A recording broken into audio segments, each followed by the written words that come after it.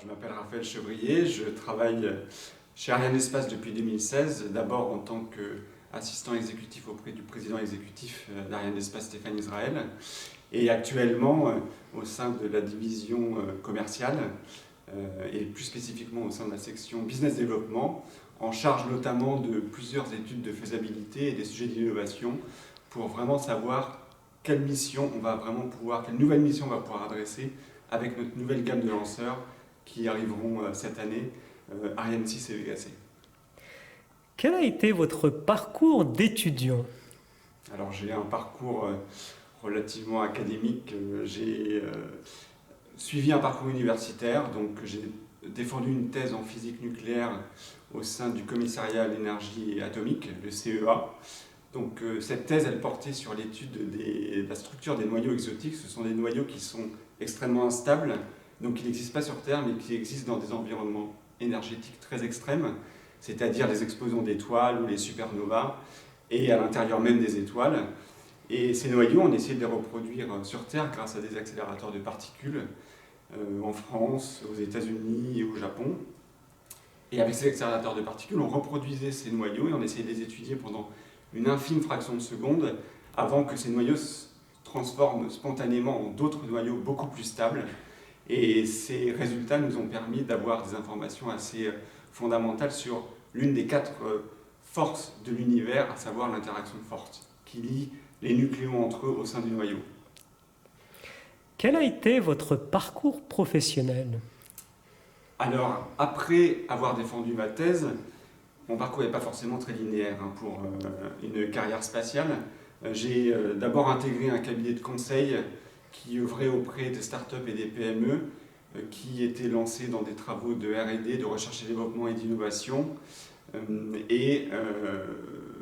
Après, j'ai intégré donc Arianespace en rencontrant le PDG Stéphane Israël qui a pris, lui, vraiment le risque de prendre un profil assez atypique comme le mien, et ça je trouve que c'est quand même très très important pour une entreprise. Et en parallèle de tout ce parcours, moi j'ai fait beaucoup de journalisme scientifique, et notamment au sein du magazine de l'astronomie, ciel et espace. Et puis là aussi je voudrais rendre hommage à son rédacteur en chef qui lui aussi, il m'a embauché pour un stage quand j'étais tout jeune.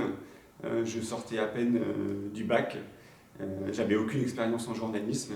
Et lui aussi a pris le risque de tenter l'aventure, et puis finalement ce stage, il a continué dans une collaboration fructueuse pendant de longues années. Alors, avez-vous une rencontre particulière durant votre carrière qui vous a influencé pour vous orienter, bien entendu, dans une carrière liée au spatial? Je pense à beaucoup de monde et à beaucoup de rencontres, mais les premières personnes à qui je pense sans doute, ce sont mes professeurs que j'ai pu avoir au collège, au lycée et à l'université. J'ai vraiment eu la chance d'avoir des professeurs à la fois en littérature, mes 2 passions, et en sciences et en physique. D'ailleurs, je pense à certains noms, et ce sont des femmes, qui m'ont vraiment ouvert à des nouveaux horizons que j'ai plus quittés depuis, qui sont effectivement la littérature et la physique. Et donc ça, je pense que c'est vraiment essentiel, ce rôle des professeurs, pour pouvoir déclencher des vocations. En tout cas, ça l'a fait auprès de moi. Et puis je l'ai cité, Philippe Hénarejos, le rédacteur en chef du magazine Ciel et Espace, qui lui a pris le risque de prendre un petit jeune comme moi à la sortie du bac, qui n'avait aucune expérience en journalisme, pour un stage. Et évidemment, Stéphane Israël, le PDG le président exécutif d'Arianespace, qui là aussi a pris le risque de prendre et de tenter l'aventure avec moi, alors que je n'avais pas fait de grande école d'aéronautique et de spatiale. Et je pense que les entreprises ont tout à gagner à s'appuyer sur des profils qui ne sont pas forcément des profils qui ont suivi une trajectoire. Alors, pouvez-vous nous énoncer les grandes lignes de l'innovation d'Arianespace, et pas que dans le domaine de la technique? Alors, je vais quand même commencer par le domaine de la technique, puisque Arianespace et l'Europe ont fait le choix de se lancer dans un cycle d'innovation continue avec sa nouvelle gamme de lanceurs. Et par exemple, Ariane 6 qui volera en 2025 ou en 2030 ne va pas forcément ressembler à l'Ariane 6 qui volera au second semestre de cette année. Ariane 6 en 2025-2030, elle va bénéficier d'une augmentation continue de sa performance, donc de ses capacités à envoyer de la masse dans l'espace, notamment grâce au développement d'un étage supérieur beaucoup plus léger à base de fibres de carbone. C'est aussi un lanceur qui pourrait bénéficier d'un nouveau moteur 10 fois moins cher à produire, basé sur l'oxygène liquide et le méthane, et surtout basé sur les nouvelles techniques d'impression 3D, qui s'appelle le moteur Prometheus.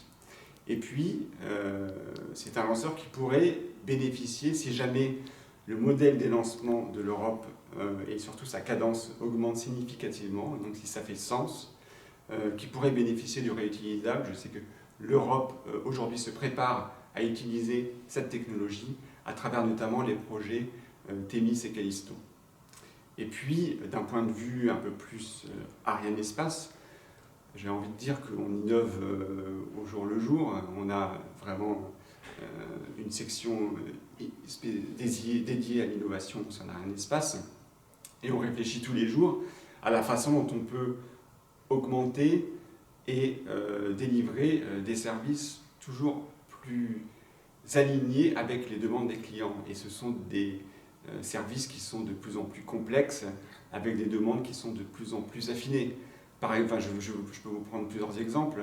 On a l'augmentation du marché des petits satellites, avec la miniaturisation des technologies. Et Ariane Espace, dans ce cadre-là, a répondu à cette demande en développant des structures d'emport multiples où on peut embarquer plusieurs satellites à la fois, de nombreux satellites qui seront déployés ensuite sur divers endroits de l'espace en un seul vol. Je peux aussi penser à cette nouvelle appétence pour la Lune. Tout le monde en parle et elle est là.